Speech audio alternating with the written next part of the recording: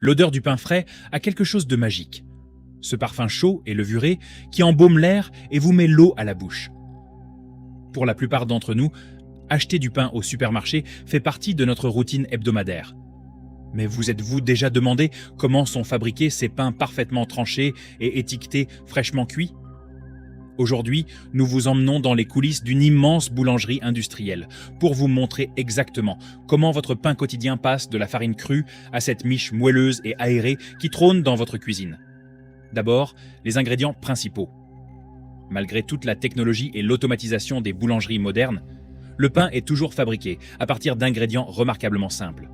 La recette de base n'a guère changé depuis des millénaires, et la plupart des pains industriels ne contiennent qu'une poignée d'ingrédients, qui, combinés, créent ce goût et cette texture si familiers. L'ingrédient principal, et le plus important, est la farine, qui constitue la base de toute recette de pain. La plupart des pains industriels sont fabriqués à partir de farine de blé blanc, moulue à partir de grains cultivés dans des fermes du monde entier, notamment en Europe. La farine arrive à l'usine dans d'immenses camions-citernes qui la déversent directement dans d'énormes silos de stockage. Ces silos peuvent contenir des centaines de tonnes de farine, garantissant ainsi un approvisionnement constant pour une production sans interruption. La farine utilisée pour la fabrication du pain est spécifiquement choisie pour sa teneur en protéines, là qui influence le comportement de la pâte et le résultat final. Une farine riche en protéines développe un réseau de gluten plus dense, ce qui confère au pain une meilleure structure et une meilleure levée.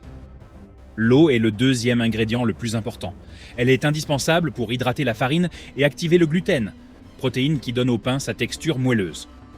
L'eau utilisée pour la fabrication du pain est filtrée afin de garantir sa pureté et l'absence de minéraux ou de produits chimiques susceptibles d'altérer son goût ou sa texture. La température de l'eau est également contrôlée avec précision car elle influe sur l'activité de la levure et le développement de la pâte. Trop froide, la levure sera inactive. Trop chaude, elle risque de la tuer.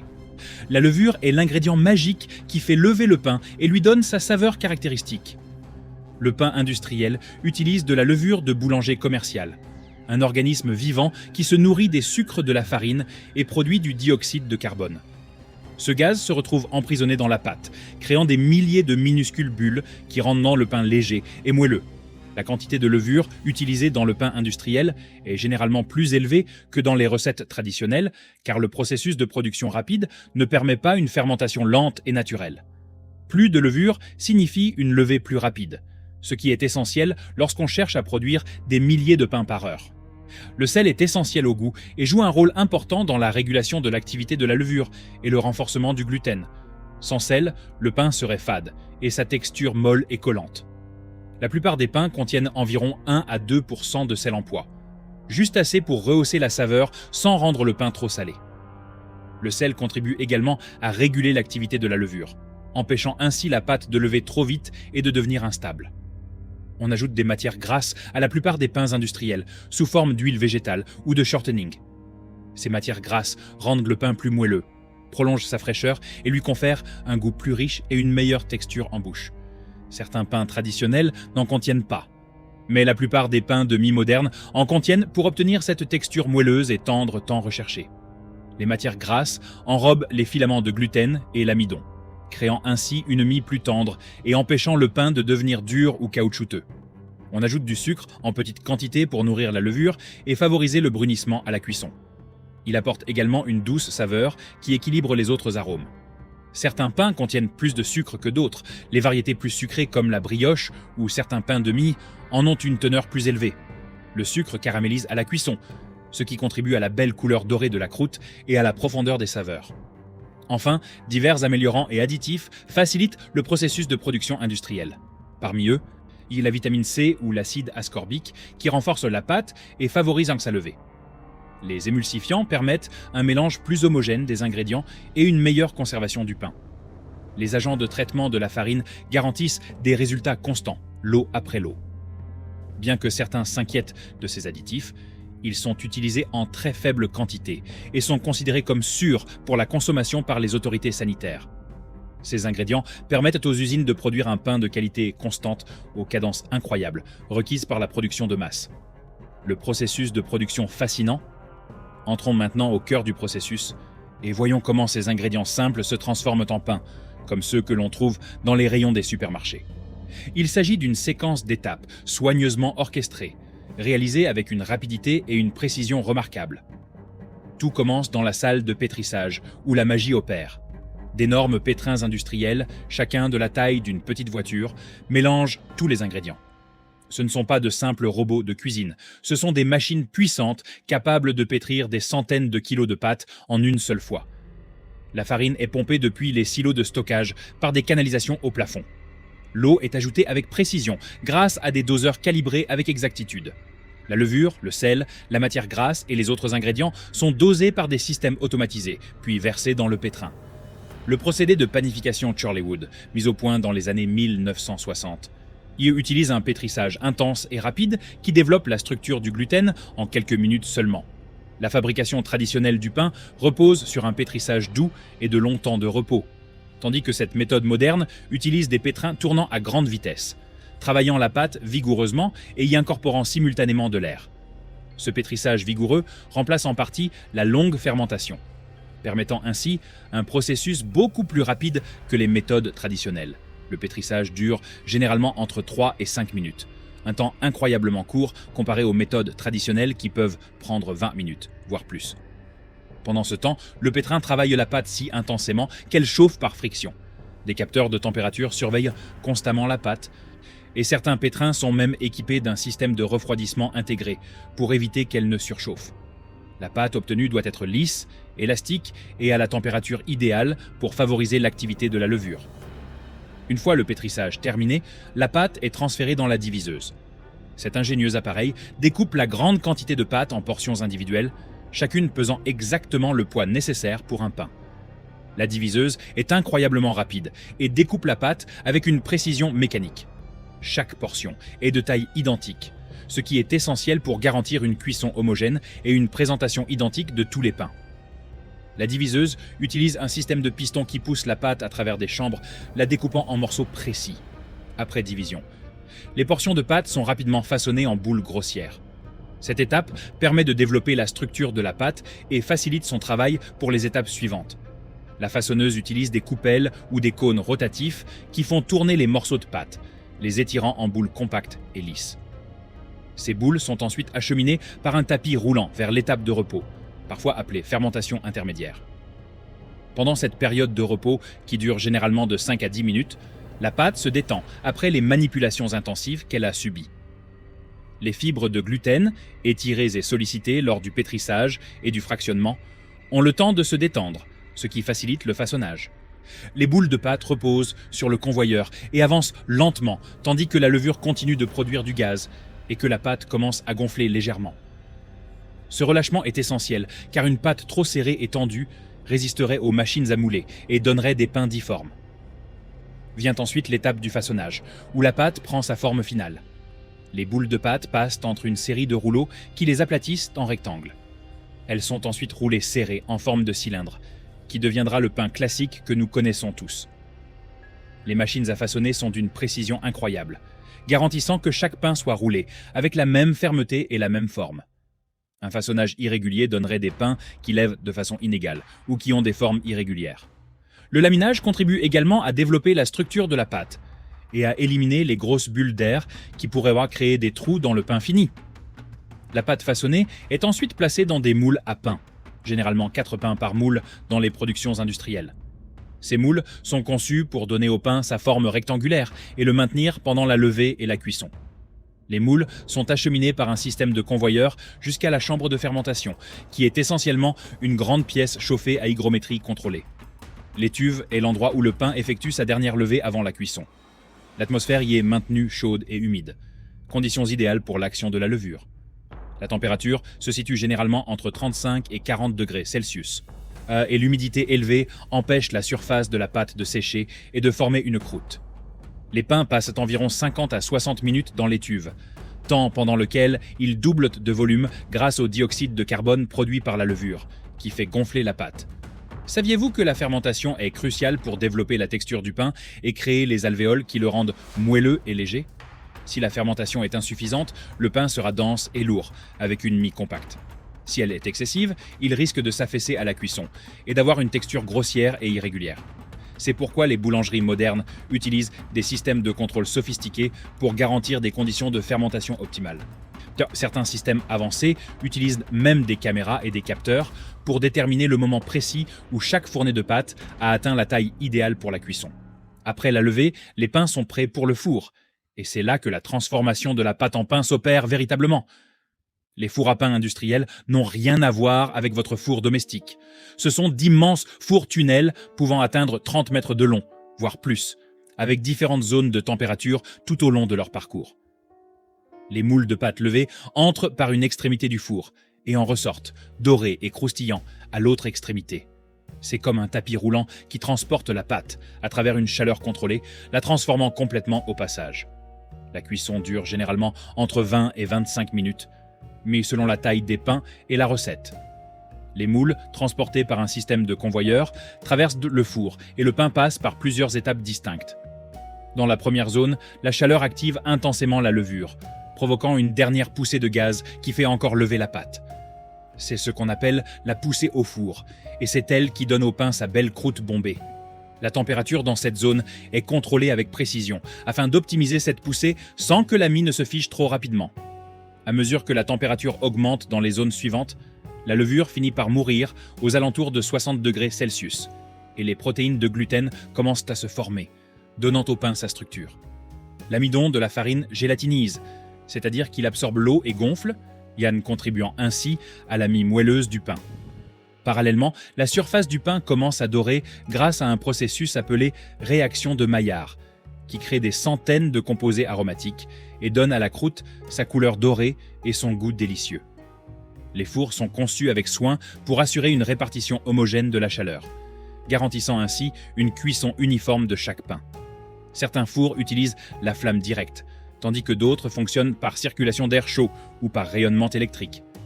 De nombreux fours modernes injectent de la vapeur en début de cuisson, ce qui favorise le développement d'une belle croûte et un volume maximal. La vapeur maintient la pâte souple plus longtemps, lui permettant de se développer davantage avant que la croûte ne se forme.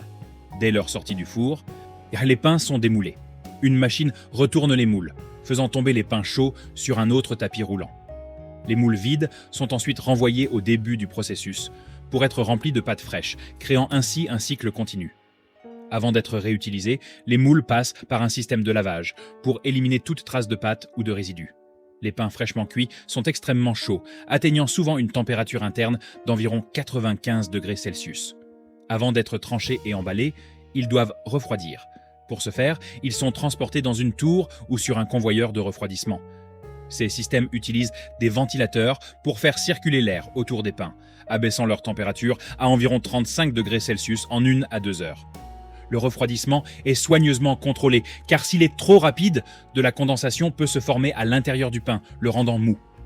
Savez-vous pourquoi il est si important de bien laisser refroidir le pain avant de le trancher ?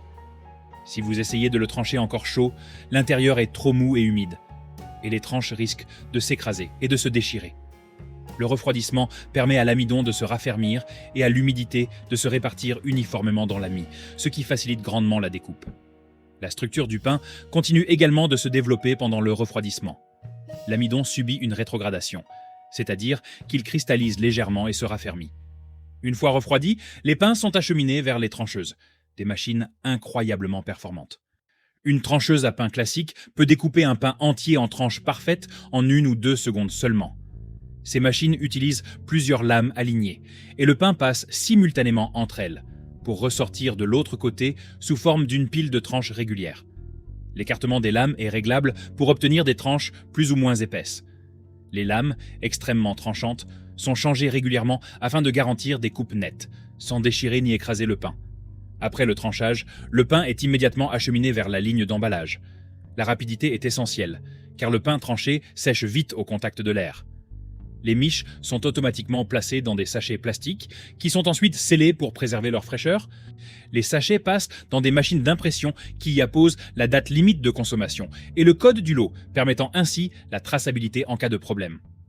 Le scellage, réalisé à chaud ou à l'aide d'un adhésif, crée une fermeture hermétique qui garantit la fraîcheur du pain. Certaines usines utilisent également un détecteur de métaux à ce stade, qui contrôle chaque pain afin de s'assurer qu'aucun fragment de métal provenant des machines ne s'y soit accidentellement retrouvé. Tout pain déclenché par le détecteur est automatiquement retiré de la chaîne pour inspection. Il s'agit là d'une des nombreuses mesures de contrôle qualité garantissant la sécurité du pain. Des systèmes à rayons X sont parfois utilisés pour détecter les corps étrangers qui ne seraient pas repérés par les détecteurs de métaux. Les pains emballés sont ensuite conditionnés dans des caisses ou des cartons plus grands, empilés sur des palettes et acheminés vers un entrepôt en attendant leur distribution. La plupart des pains industriels arrivent dans les rayons des supermarchés moins de 24 heures après leur cuisson. Ce qui explique pourquoi on peut légitimement les qualifier de fraîchement cuits, même s'ils ont été fabriqués en usine et non dans une boulangerie traditionnelle. Le réseau de distribution est d'une efficacité remarquable. Des camions quittent l'usine jour et nuit pour livrer le pain aux magasins dans tout le pays. L'échelle et les chiffres incroyables. Les chiffres liés à la production industrielle de pain sont absolument hallucinants. Une grande boulangerie industrielle peut produire entre 200 000 et 400 000 miches par jour. De quoi nourrir des millions de personnes. Si l'on alignait toutes les miches produites par une seule usine en une journée, la chaîne s'étendrait sur des dizaines de kilomètres. La quantité de farine utilisée est tout aussi stupéfiante. Une usine en pleine activité peut utiliser plus de 300 tonnes de farine par jour. Sur une année, cela représente plus de 100 000 tonnes de farine transformées en pain.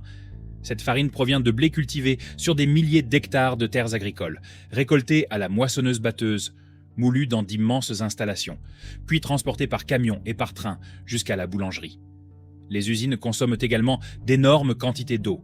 Certaines en utilisent plus de 100 000 litres par jour, en tenant compte de l'eau contenue dans la pâte, de la vapeur des fours et de l'eau nécessaire au nettoyage des équipements. La consommation d'énergie est un autre facteur important. Les fours, à eux seuls, requièrent d'énormes quantités de gaz ou d'électricité pour maintenir leurs températures élevées jour et nuit. Les chiffres de l'emploi sont également significatifs. Une grande boulangerie industrielle emploie généralement entre 2 et 500 personnes travaillant par roulement 24 heures sur 24. Parmi ces employés figurent des boulangers, des opérateurs de machines, des spécialistes du contrôle qualité, des techniciens de maintenance, du personnel d'hygiène et des coordinateurs logistiques. Nombre d'entre eux travaillent dans l'industrie de la boulangerie depuis des décennies, acquérant une expertise pointue dans l'art et la science de la fabrication industrielle du pain. Et le monde entier consomme une quantité incroyable de pain. Nous en mangeons environ 12 millions chaque jour, soit près de 4 milliards par an. Cela représente environ 60 pains par personne et par an, ou plus d'un pain par semaine pour chaque habitant du pays. Le pain demeure l'un des aliments les plus populaires, la plupart des foyers en achetant régulièrement. L'industrie du pain représente également des milliards de livres sterling pour l'économie mondiale. Le marché du pain emballé à lui seul pèse plus de 3 milliards de livres par an, auxquels s'ajoutent des millions générés par les boulangeries artisanales et les fabricants de pain spécialisés. Des milliers de personnes travaillant dans la production de pain, des agriculteurs qui cultivent le blé aux chauffeurs-livreurs qui acheminent les miches jusqu'à votre commerce de proximité. La chaîne d'approvisionnement du pain industriel est incroyablement complexe et sophistiquée. Les producteurs de blé doivent semer leur culture des mois à l'avance, en anticipant la demande au moment de la récolte. Les minoteries fonctionnent en continu pour transformer le blé en farine, en étroite collaboration avec les boulangeries, afin de garantir un approvisionnement constant. Les fabricants d'emballage produisent des milliards de sacs de pain chaque année. Les entreprises de transport acheminent les matières premières vers les usines et les produits finis vers les centres de distribution et les points de vente. Tous ces acteurs doivent fonctionner en parfaite harmonie pour assurer un approvisionnement continu en pain aux consommateurs.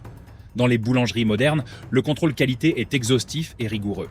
Des échantillons sont prélevés à de multiples étapes du processus de production et analysés dans les laboratoires sur place. Les techniciens vérifient la teneur en protéines des lots de farine, l'activité de la levure, le pH et la température de la pâte, la texture et la couleur des pains cuits, ainsi que des dizaines d'autres paramètres. Le moindre écart par rapport aux normes acceptables fait l'objet d'ajustements immédiats afin d'éviter le gaspillage de lots entiers. Les normes d'hygiène sont extrêmement strictes. Les boulangeries industrielles sont tenues de respecter un niveau de propreté équivalent à celui d'un hôpital, afin de prévenir toute contamination. Les employés portent des vêtements de protection, des charlottes et des gants. Le matériel est nettoyé et désinfecté plusieurs fois par jour. Des systèmes de filtration d'air empêchent la poussière et les contaminants de pénétrer dans les zones de production. Des inspections régulières menées par les autorités sanitaires garantissent le respect de toutes les exigences réglementaires. Saviez-vous que certaines boulangeries industrielles sont si grandes qu'elles possèdent leurs propres équipes de maintenance interne entièrement dédiées au bon fonctionnement des machines? Ces ingénieurs et techniciens sont disponibles 24 heures sur 24 et 7 jours sur 7. Car la moindre panne sur la chaîne de production peut engendrer des pertes de production, se chiffrant en milliers de livres sterling par heure. Les machines sont entretenues régulièrement selon un calendrier précis, et les pièces sont remplacées avant d'être usées afin de prévenir toute panne imprévue. Pourquoi le pain industriel domine le marché? Alors pourquoi le pain industriel est-il devenu si dominant alors que nous pourrions tous le faire nous-mêmes ou l'acheter chez des boulangers artisanaux? La réponse tient à la praticité, à la régularité et au prix. Le côté pratique est sans doute le facteur principal. La plupart des gens n'ont tout simplement ni le temps ni l'envie de faire leur pain maison plusieurs fois par semaine. Entre le travail, les obligations familiales et tout le reste. Et acheter une miche de pain pré-tranché au supermarché est bien plus simple que de passer des heures à mélanger, pétrir, laisser lever et cuire sa propre pâte. Le pain industriel s'intègre parfaitement au mode de vie moderne, où le temps est précieux et la praticité très appréciée. La constance est un autre atout majeur. Quand on achète du pain industriel, on sait exactement ce qu'on achète. Chaque tranche aura la même épaisseur, la texture sera identique d'un pain à l'autre et le goût sera familier et prévisible. Pour beaucoup, notamment les familles avec enfants, cette constance est rassurante. Pas de surprise, pas de variation, juste un pain fiable, parfait pour les sandwichs, les toasts et tout le reste. Le prix est sans doute la raison la plus convaincante du succès du pain industriel. Grâce aux économies d'échelle réalisées par la production de masse, le pain industriel est incroyablement bon marché. On peut acheter une miche correcte pour seulement 1 ou 2 kilos, ce qui est bien moins cher que le pain artisanal d'une boulangerie spécialisée. Pour les familles soucieuses de leur budget, notamment celles avec des enfants qui consomment beaucoup de pain, le prix abordable du pain industriel en fait un choix évident. La durée de conservation du pain industriel est nettement supérieure à celle du pain fait maison ou artisanal.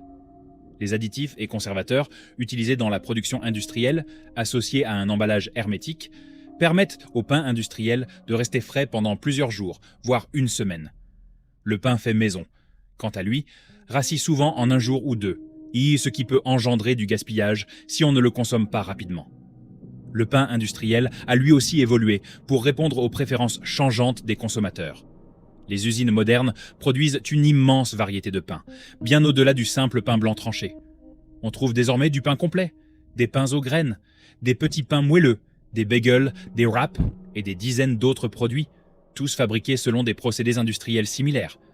Certaines usines proposent même des gammes, haut de gamme, qui tentent d'imiter le pain artisanal tout en bénéficiant de l'efficacité de la production de masse. Cela dit, le pain industriel fait l'objet de critiques croissantes ces dernières années. Certains affirment que sa production rapide et l'utilisation d'additifs donnent un produit moins nutritif et moins digeste que le pain traditionnel. La courte durée de fermentation empêche une dégradation optimale de l'acide phytique contenu dans le blé, ce qui peut nuire à l'absorption des minéraux. De plus, cette rapidité de production ne permet pas au pain de développer la complexité aromatique propre à une fermentation lente. On s'inquiète également de la quantité de sel contenu dans de nombreux pains industriels, certains en contenant des quantités importantes qui contribuent à notre apport quotidien en sodium. Les organismes de santé publique incitent les fabricants de pain à réduire la teneur en sel, et beaucoup ont réagi en diminuant progressivement la quantité utilisée dans leurs recettes. Certaines marques sont parvenues à réduire le sel de 20 à 30% sans altérer sensiblement le goût. Malgré ces critiques, le pain industriel reste extrêmement populaire et sa popularité ne faiblit pas. Pour la plupart des consommateurs, ses avantages en termes de praticité, de prix et de régularité l'emportent sur ses éventuels inconvénients. L'industrie du pain continue d'innover, en développant de nouveaux produits et en améliorant ceux existants afin de répondre aux attentes des consommateurs. L'avenir du pain industriel. L'avenir s'annonce prometteur pour l'industrie du pain qui devrait relever des défis intéressants tout en offrant de belles opportunités. L'automatisation devrait s'accentuer avec un nombre croissant de robots et de systèmes d'intelligence artificielle, prenant en charge des tâches actuellement effectuées par l'humain. Certaines usines expérimentent déjà des lignes de production entièrement automatisées, nécessitant une intervention humaine minimale. Les robots gèrent l'ensemble du processus, du mélange des ingrédients à l'emballage. La technologie ouvre également de nouvelles perspectives en matière de personnalisation. Certains experts prévoient que les boulangeries industrielles du futur pourront produire de petites quantités de pain personnalisées, selon les préférences de chaque consommateur, alliant ainsi l'efficacité de la production industrielle à la variété du pain artisanal. Imaginez pouvoir commander un pain avec votre mélange de céréales, votre combinaison de graines et le degré de coloration de votre croûte préférée, le tout produit en usine, mais personnalisé rien que pour vous. Voilà, c'est tout. IF de la simple farine et de l'eau aux miches parfaitement tranchées que l'on trouve dans les rayons des supermarchés. Le pain industriel est un triomphe de la production alimentaire moderne. Ces immenses usines, qui produisent des centaines de milliers de miches par jour, sont le fruit de décennies d'innovation et de perfectionnement. Le procédé allie savoir-faire boulanger traditionnel et technologie de pointe pour offrir chaque jour un pain de qualité constante et abordable à des millions de personnes.